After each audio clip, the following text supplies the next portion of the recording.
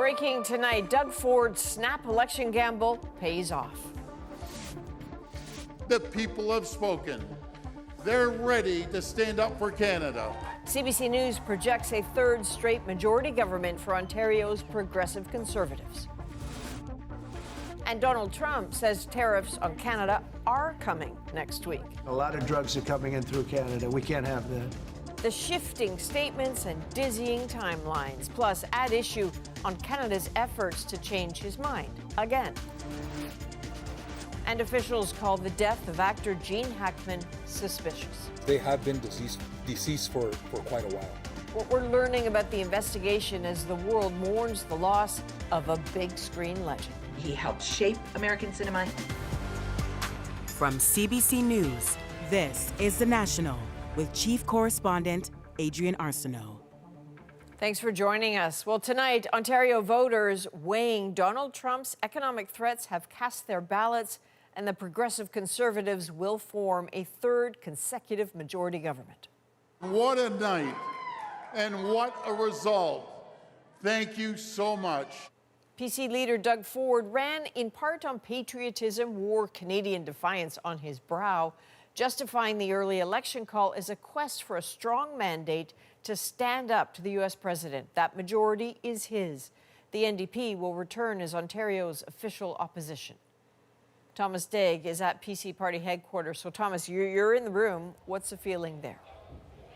It has been a celebration here tonight for this third straight majority government for the PCs. Adrian, Doug Ford spoke to supporters, and the biggest reaction from the crowd was when he said Canada will never be the 51st state.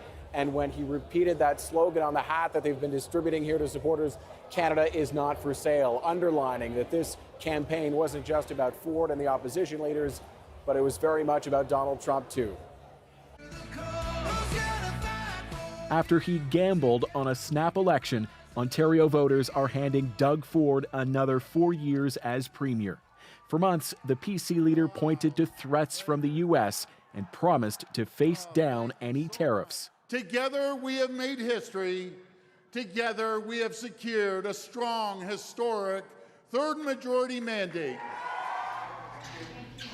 Already a two-term incumbent, Ford wasn't due to send Ontarians to the polls till next year. I'll talk about the hat that I'm wearing. Posing as Captain Canada amid Donald Trump's provocation. He was criticized for appearing in Washington as premier while campaigning. Some of Ford's plans proving divisive, like a tunnel envisioned under Canada's busiest highway and legislation to rip up Toronto bike lanes. Still, Ontarians didn't buy what opposition parties were pitching.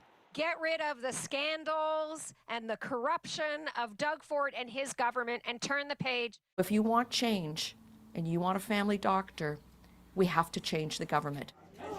Liberal leader Bonnie Crombie and NDP leader Marit Stiles struggled to stand out, despite pointing to Ford's multiple scandals. From the Greenbelt land swap under RCMP investigation to a lakeside mega spa project that saw Ontario Place demolished. In the end, many voters were focused on new challenges. The results now ensure Ford can outlast Trump after a unique campaign framed around those two men. And Prime Minister Justin Trudeau has already congratulated Doug Ford and the Progressive Conservative Party for this third straight majority government here in Ontario, Adrian. So, Thomas, the PC is clearly headed for this majority, but did Ford manage to do what he set out to do with this early election call? There were many PC supporters here tonight dreaming of Ford and the PCs surpassing their election result from 2022, which means they would have been the first time a government would have won 3 successive majority governments here in Ontario and increase that majority every time. It looks like they're going to come just short of that, but a win is a win, and Ford is cementing his legacy as a vote getter and an election winner, Adrian. All right, Thomas Daig at PC headquarters in Toronto.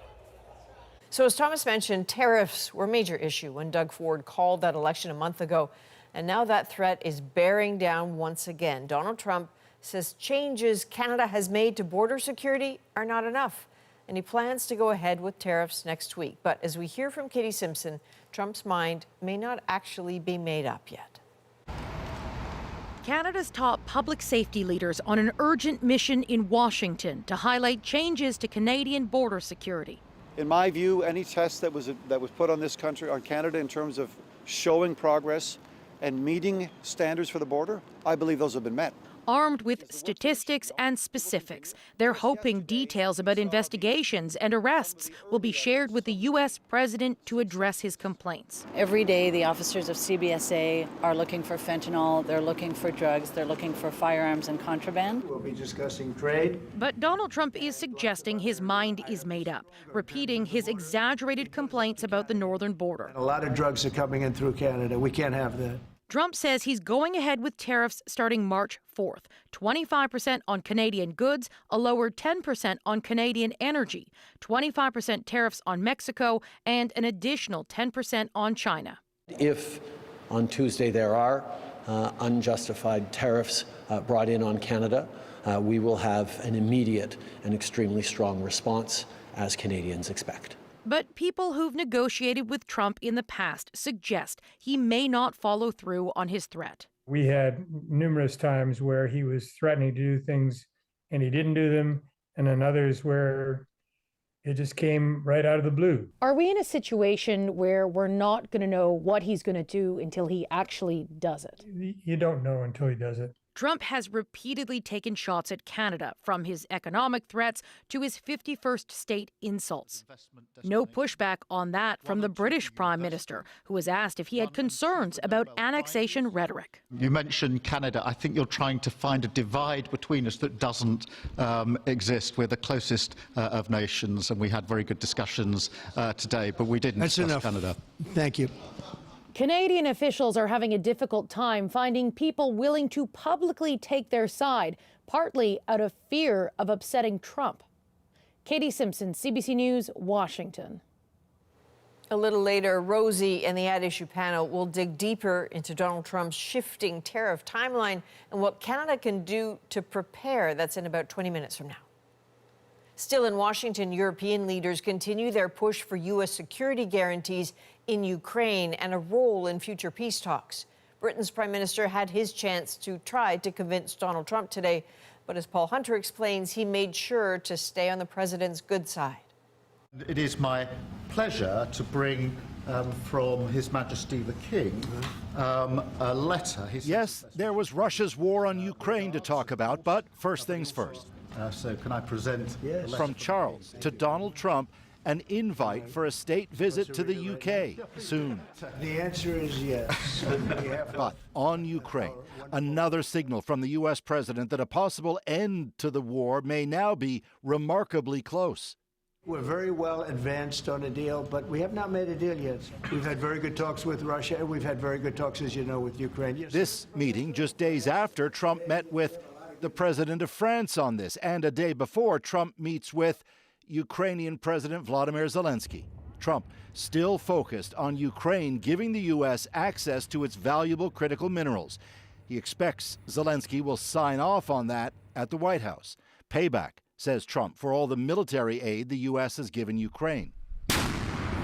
With the war still raging, Zelensky's expected in turn to seek U.S. security backing in any peace deal made with Russia. Trump repeating his view that would be mostly up to Europe. Besides, he suggested if there is a truce, Russian President Vladimir Putin can be trusted to keep it. I've spoken to him. I've known him for a long time now. I have confidence that if we make a deal, it's going to hold. My concern is that... But Europe worries Putin can't be trusted.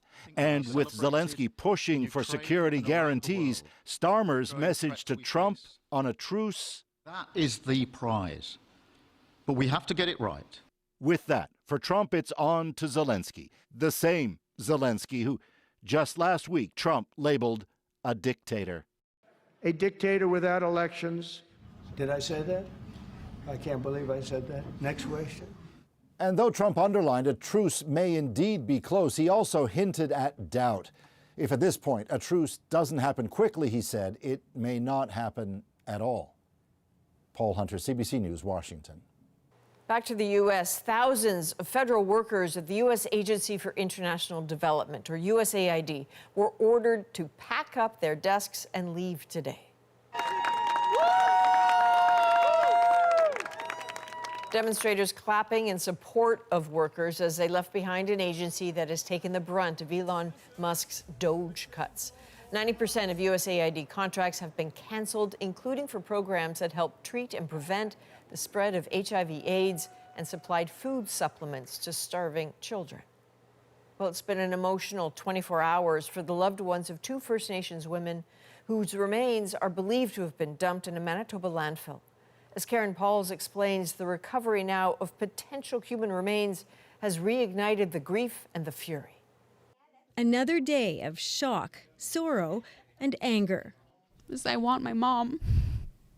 Yesterday when I left the landfill, I felt like I was abandoning her again. I felt like I was leaving her. Al Harris's mother, Morgan, is one of 4 Indigenous women murdered by a serial killer in 2022. It's believed her remains and those of Mercedes Myron were put in a dumpster, picked up by a garbage truck, and taken to a landfill just outside of Winnipeg. Last December, crews finally began the search, using rakes and hands, sifting through debris, looking for clues. Wednesday, a grim discovery, potential human remains.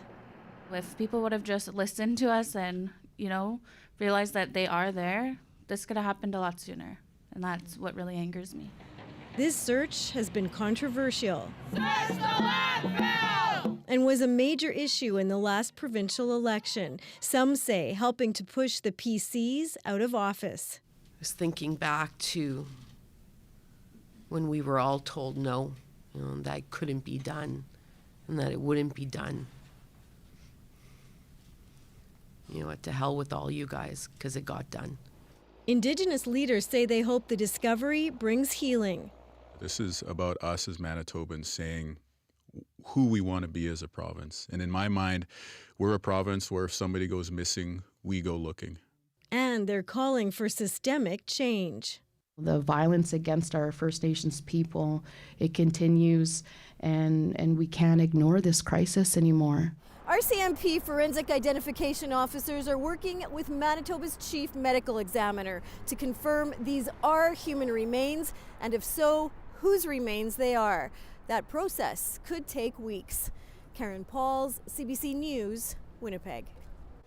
Police in the United States are searching for answers tonight after Oscar-winning actor Gene Hackman and his wife were found dead in their Santa Fe home. Magda Gabrisalasa has more on the investigation and the legacy he leaves behind. Take a good look, Pop. I'm Buck Barrel. This was Gene Hackman's big break as a bank robber in 1967's Bonnie and Clyde.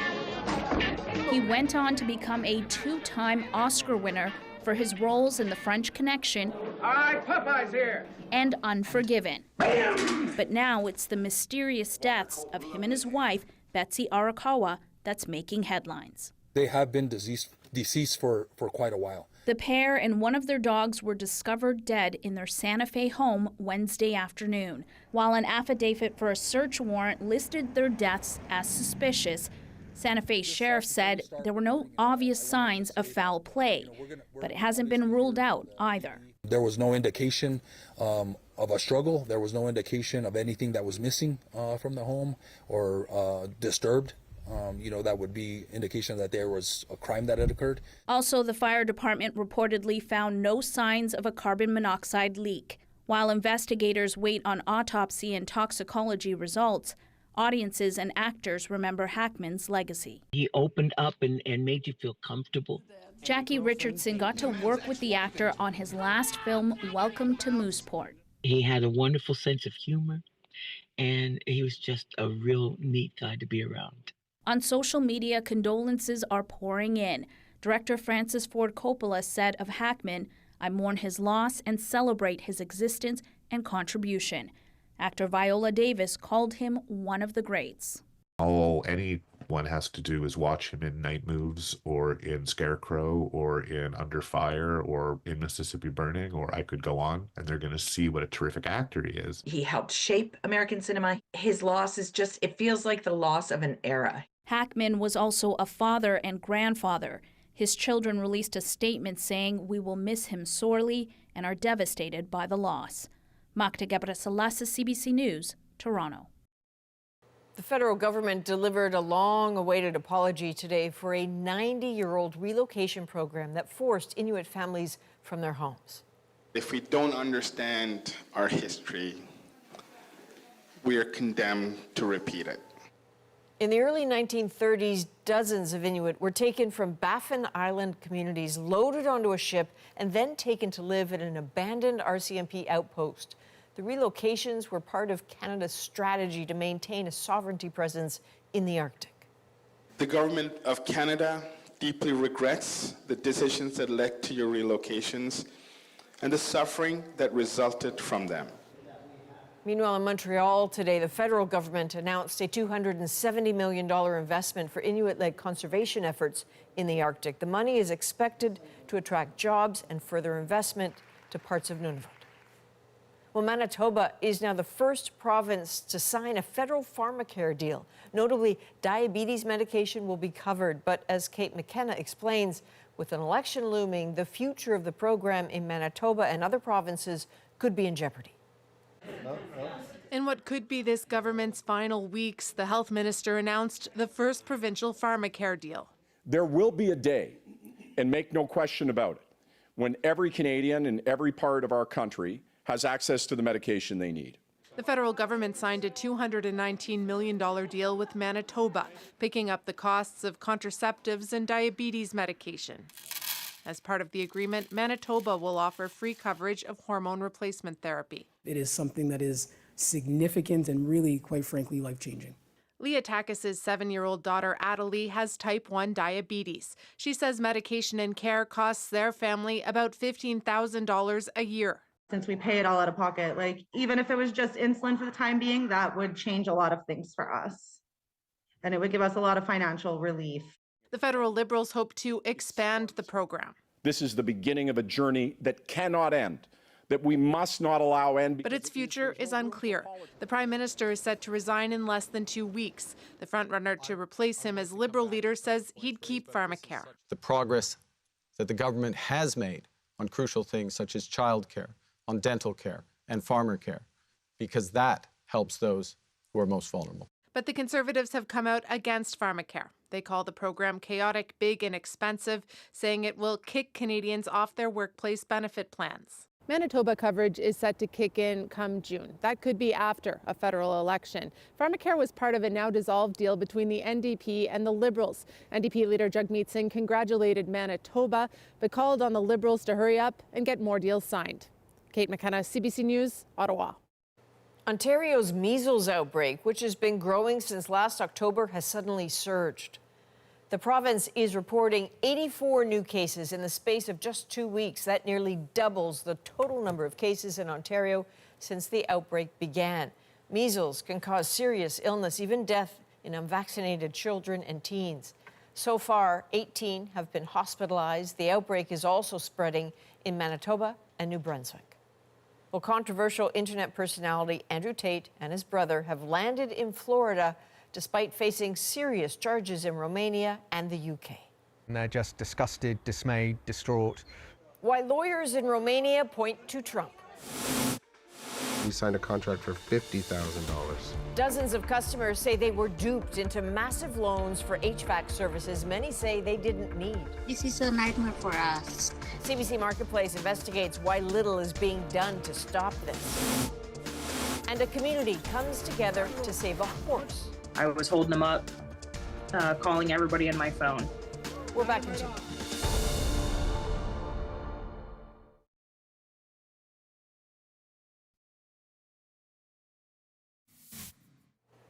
Blue Origin has announced a historic first for its next launch. TV personality Gayle King will join singer Katy Perry and Jeff Bezos' fiancée Lauren Sanchez for the first all-female crewed spaceflight. They will be joined by an aerospace engineer, a film producer, and a scientist for the 10-minute rocket trip blasting off this spring.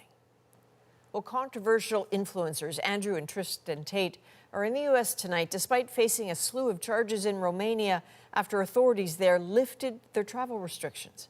As Katie Nicholson explains, that is sparking anger among some and a lot of questions. Female Popular influencer Andrew Tate is a self-professed misogynist. Are barely sentient. Authorities in Romania allege he's also a criminal, charged with rape and human trafficking. And until recently, under tight travel restrictions. Not anymore. That's Tate and his brother Tristan arriving on a Florida tarmac. We live in a democratic society where it's innocent until proven guilty, and I think my brother and I are largely misunderstood. The brothers have always denied any wrongdoing. Still, their visit not going down well with Florida's governor. Florida is not a place where you're welcome with that type of conduct in the air. And I don't know how it came to this. We were not involved. It's going to be fantastic for the winners. It's going to be terrible for the losers. It's no secret Tate is a big supporter of Donald Trump, but Trump denies involvement. I know nothing about that. I don't know. You're saying he's on a plane right now?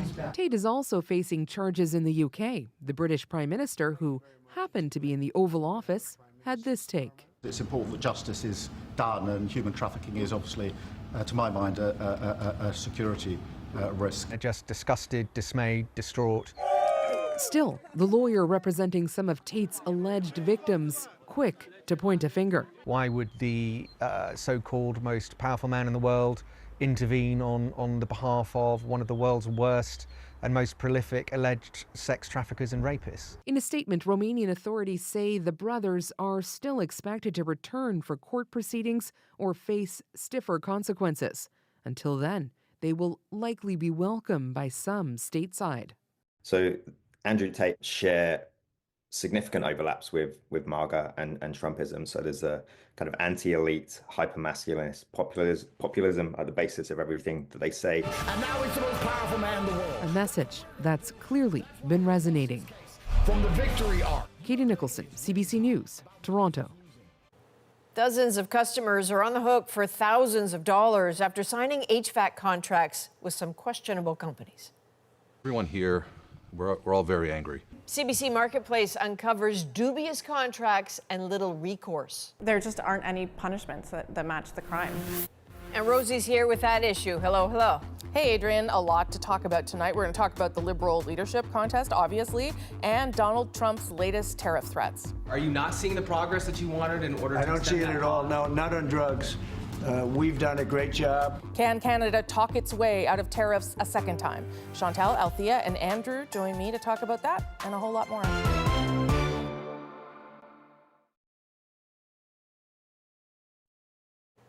Complaints and calls for help keep coming from consumers who say they've been duped into pricey, unfair contracts for home heating and cooling equipment. And CBC News' Marketplace shows us the government isn't protecting them. Rosa Marcatelli has the story.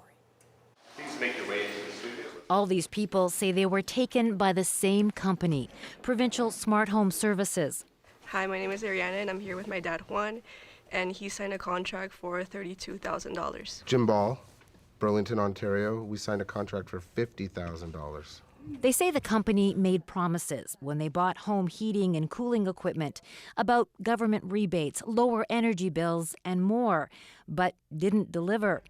And then locked them into massive loans with skyrocketing interest rates, involving financing companies they never agreed to do business with. It's like this is a nightmare for us. We can't sleep, and then we don't know how this is gonna end. Provincial Smart Home Services is now facing charges under the Ontario Consumer Protection Act. The company says it followed all the rules and has now shut down. Despite that, their customers are still on the hook for those massive loans under the financing companies. Well, I mean, like everyone here, we're all very angry. But I think in the end, I'm also greatly disappointed in the government system. When is this going to stop? Bethany Pascudo is a lawyer and advocate. There just aren't any punishments that match the crime. She says even in cases where charges are laid, the government often doesn't follow through. You're only as good as your results. Case in point, she says.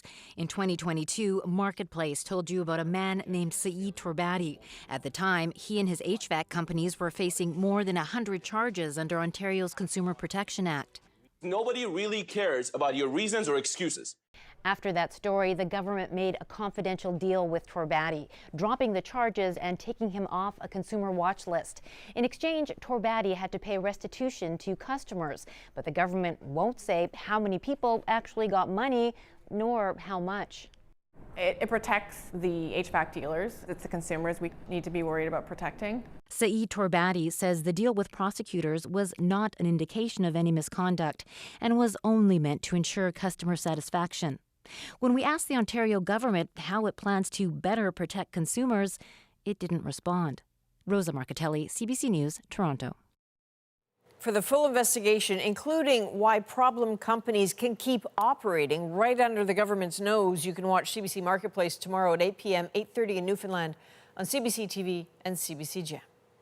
Now, let's break down the week in politics. Rosie's here with that issue. At issue tonight, Liberal leadership. The top candidates to replace Justin Trudeau debated this week. It was an opportunity to show Canadians the diversity and the breadth of talent that we have in our party. It's a really good thing that we are agreed about very many things. But questions about Mark Carney's conflict of interests remain. The decision, the formal decision of the board, happened after I ceased to be on the board. So where did the Liberal leadership debates leave us? And should Mark Carney have to say more about his past work and dealings? I'm Rosemary Barton here to break it all down tonight. Chantal Hébert, Andrew Coyne, and Althea Raj. Good to see everyone. Chantal, I'll start with you. Do you think that the debates changed anything? Did it cement Mark Carney as the front runner? Did it give anyone an opportunity to come up the middle? I don't think it changed the outcome of this leadership vote, and I've tested it with people who have voted. I didn't ask them who they voted for, but I asked them, did it change your mind? The answer was always no. But I do think the Liberal Party came out looking better for those candidates. Yeah. They did well for themselves, for the most part. But beyond that, I don't think this hinged the outcome of this leadership campaign hinged on those debates. Andrew? I agree that it didn't change anything, on the outcome of this particular race. It's pretty clear who's got a lock on it, Mark Carney. I think, however, at the cost of storing up some trouble for him in the future in the general election, at least exposing some of his weaknesses. Now, maybe that will turn out to be a good thing as well, in that you better find out now rather than finding out later. But in terms of his general communications abilities, in terms of his French speaking in particular, and in terms of some of his corporate entanglements, there are some worry signs, let's say, put it that way. Okay, and we can talk more about that. But Althea, your impressions of whether it changed anything? No. It was pretty dull, if we're really honest. Mark Carney's French was worse than I expected it was going to be. I think he was quite nervous. Karina Gould and Frank Baylis, I don't know if Mr. Baylis plans to run again if he doesn't win the leadership, but if he does, I think he's cemented himself a position in cabinet. I think they did themselves lots of favors they did very well on Monday and Tuesday, especially on Monday.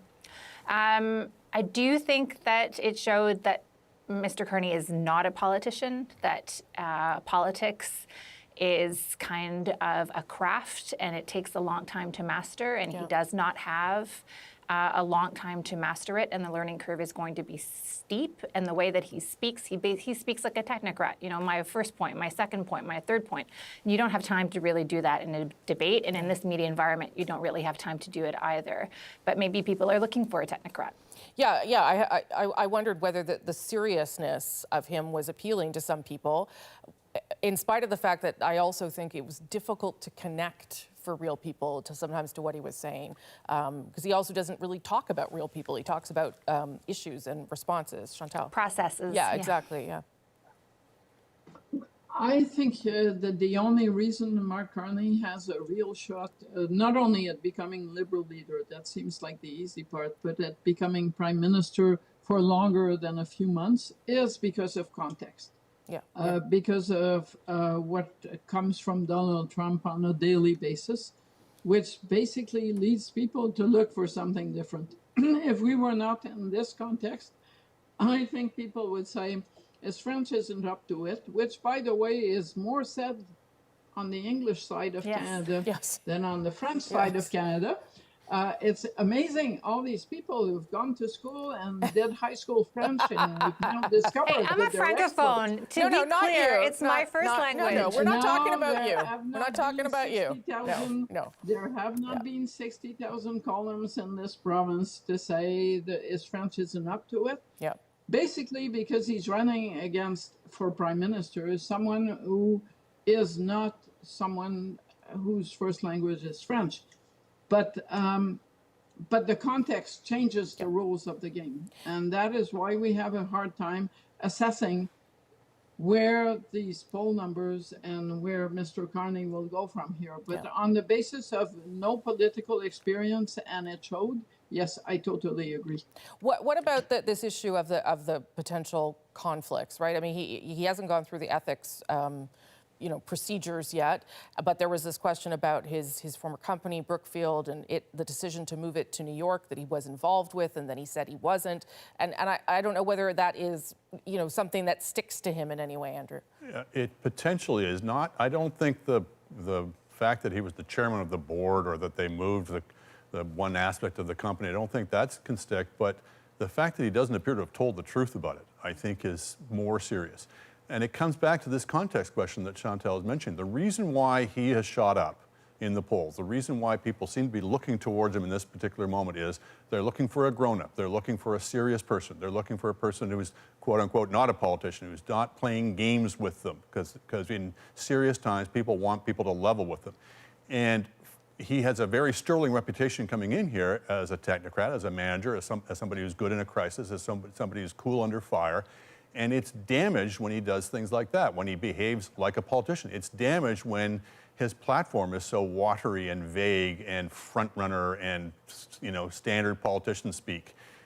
His strength that his handlers seem determined to keep him from exploiting is, I'll level with you. I'll go straight to the heart of the matter. I'll deal with this thing as an adult, as a serious person in serious times. And I think whether it's him or his handlers, they're damaging that. Althea? I agree with part of what Andrew's saying. Like, to me, what struck me, and this happened in the press conference after the debate, was how he stood there with his arms folded, and he seemed like his body language expressed that he was annoyed. And then this question came up. And I mean, as a Canadian and also as a journalist, I find it really troubling that his first instinct is to couch the truth and to say something that may be factually accurate but leaves an impression that is not completely accurate. And we have people lying to us all the time in Ottawa.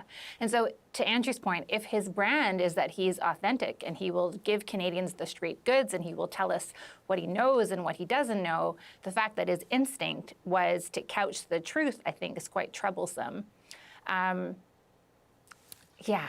But maybe that's the one thing they actually told him to do. I don't know. The other thing that really troubled me, frankly, was his non-answer on Bill 21, that his campaign team has also declined to answer. So I feel like there's a lot of vagueness that is emerging out of the Carney camp that should be a warning sign, also including how he doesn't know how much groceries cost. So these are all like great really little seem learning to know curves. How much groceries cost.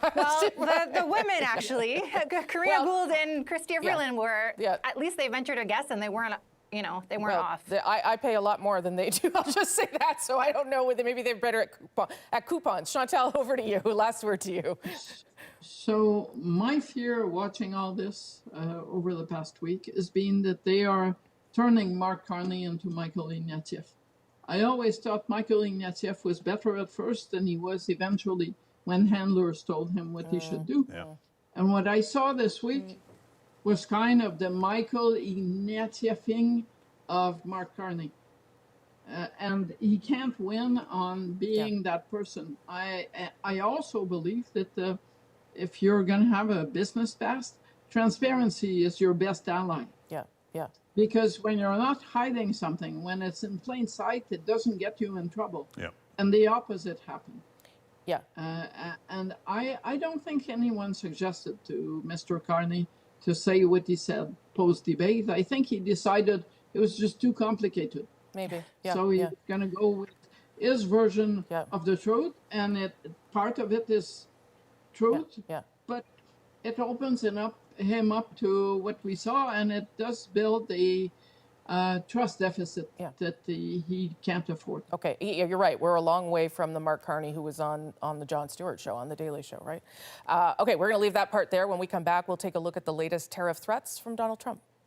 Are you not seeing the progress that you wanted in order to I don't see it at all. No, not on drugs. We've done a great job. With tariffs on Canada set to begin as early as next week, is there still time for Canada to negotiate another pause? That's next.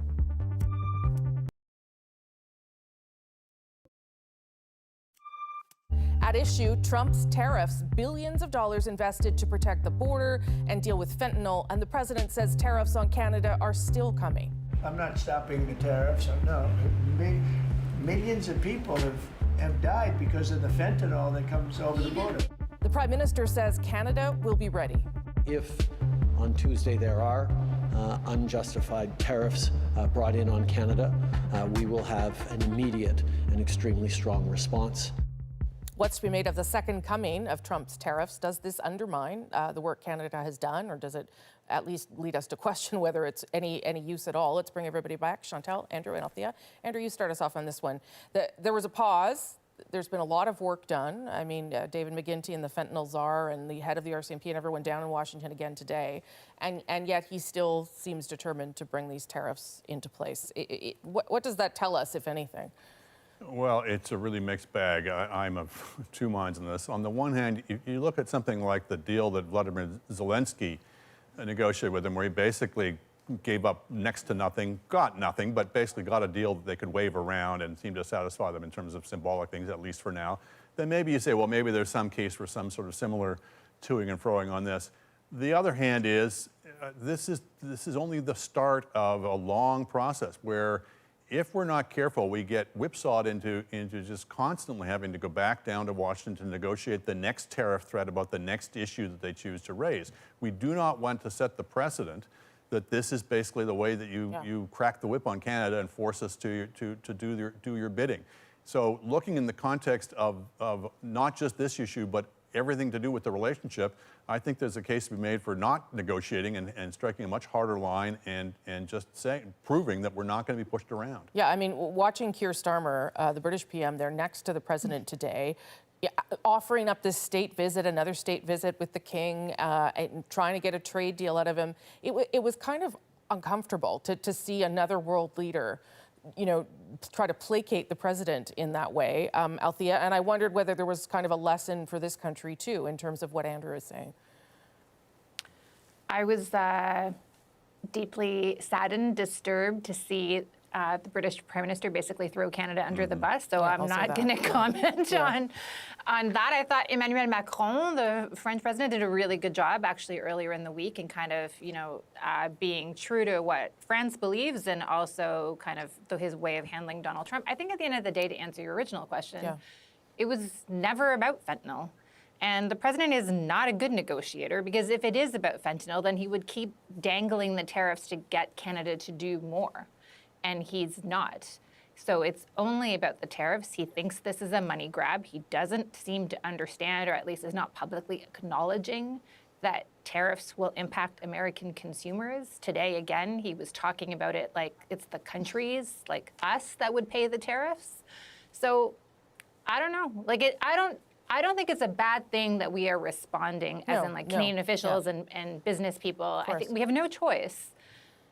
But at the end of the day, the president will decide to do whatever he wants, and it will be based on the advice that he gets, what he thinks, what the stock market is telling him, and I don't really think that there is anything we can put in the window, because it's not really clear what his end goal is, other than he wants to make more money. Chantal? I'm going to go back to Stephen Harper's words on his latest open letter. There is no point in trying to figure out what the end game of this president is. This is the same president who today was asked about calling President Zelensky a dictator and said, did I say that? And that kind of tells you everything you need to know. Good luck to the UK negotiating a free trade deal with Donald Trump, because we did. And was it yesterday that he said some idiot must have signed it? The idiot was him. So having this conversation about what we can do, whether it's going to happen or not, is kind of a loss of analysis, because we're working our brains to work on a brainless proposition. So what are we doing then? Or what should we be doing? Well, one thing I think you want to say we should not be doing is going back into renegotiating NAFTA, for example. The president's signature is not worth the paper it's written on. He is not bound to the agreements he signed. He does not live up to them. He does not obey the law in his own country. So I think the focus has got to shift, as it should be shifting for all these countries, from bilateral to multilateral. We should not be taking on the president and the government one-on-one. We should be banding together. We should be developing post-U.S. organizations and agreements. When you look at the status of NATO right now, it's hard to see any future for NATO. The Europeans are understanding that and are starting to band together. I hope and think there's a place for Canada in that arrangement, but it should be working together to basically contain and deal with the United States as an adversary rather than as an ally, because it's not an ally anymore. Yeesh, it's bleak, Althea. I mean, it is. And if the world is being completely reorganized, as Andrew's suggesting here, that is a difficult place for Canada, for everyone. Althea. Yeah, but I think this government and most of our leaders have come to that conclusion a few weeks ago, frankly. And so that realignment is starting to happen. Sure. And there is more of a Team Canada approach in terms of getting rid of internal trade barriers and working with an eye not just on what Donald Trump will mean for the next 4 years, but what this means for Canada in the medium to longer term. I do think that those conversations are happening. Sure. On the CUSMA, or renegotiating the new NAFTA, we will have a better idea in April what it is that they actually want. All the tariffs are basically illegal under the free trade deal that we had agreed to with Donald Trump.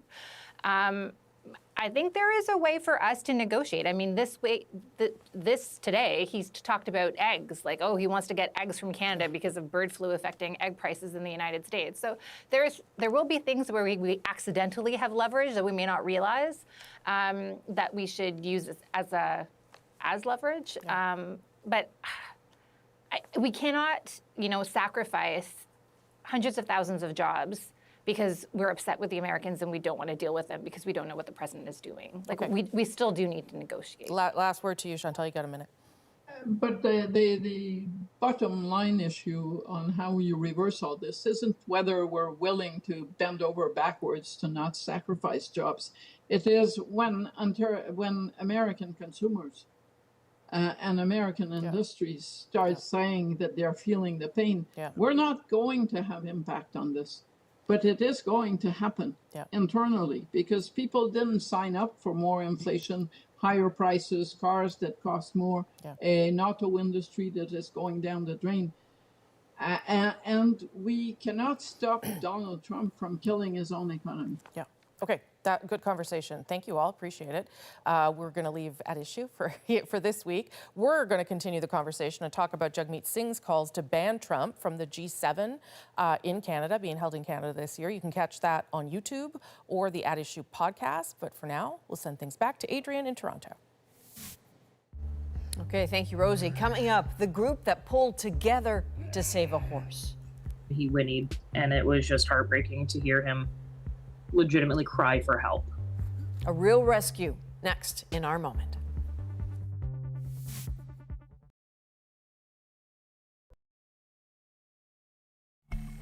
So this is a photo Ali Ernst snapped as she held onto her horse, Sly, trying desperately to save him from drowning.